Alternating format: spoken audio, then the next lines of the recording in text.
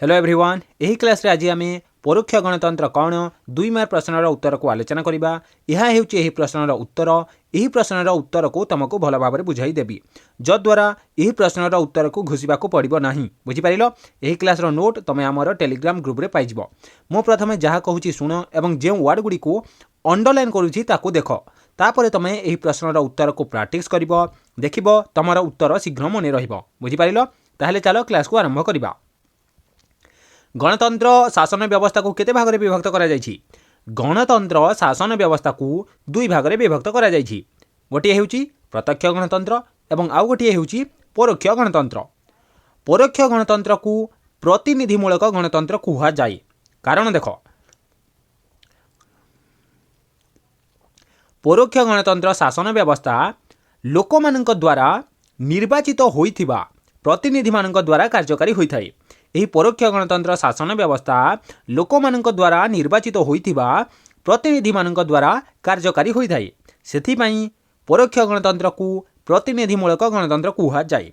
Next प्रत्यक्ष गणतंत्र शासन व्यवस्था रे जनसाधारण सीधासळख अंशग्रहण करती। देख प्रत्यक्ष गणतंत्र शासन व्यवस्था रे जनसाधारण सीधासळख अंशग्रहण करथांती। देख दोस्त प्रत्यक्ष गणतंत्र शासन व्यवस्था रे लोक माने सीधासळख अंशग्रहण करती किंतु परोक्ष गणतंत्र शासन व्यवस्था रे जनसाधारण बा लोक माने निजर निर्वाचित होइथिबा बा निजे निर्वाचित करिथिबा प्रतिनिधि मानक द्वारा परोक्ष भाव में अंशग्रहण करती।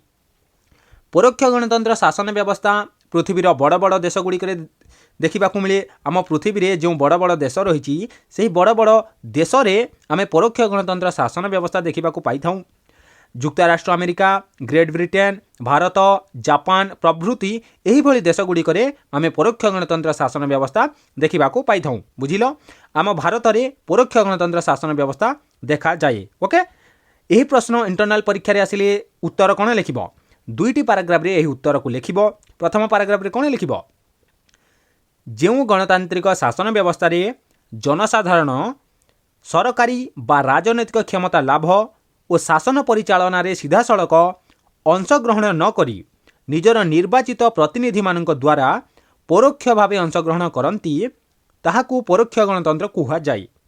यह प्रतिनिधि मानक द्वारा कार्यकारी हेउथुबारु यार अन्य नाम हेउची प्रतिनिधिमूलक गणतंत्र। ओके नेक्स्ट कौन लिख परोक्ष गणतंत्र बा प्रतिनिधिमूलक गणतंत्र युक्तराष्ट्र America, Great Britain, Bharat, Japan प्रभृति अनेक देश में देखा मिलता है। आशा करुच्ची यही प्रश्नर उत्तर को तुम भल भाव में बुझीपार। क्लास जदि भल लगा क्लास को गोटे लाइक करी चैनल को सब्सक्राइब कर दियो।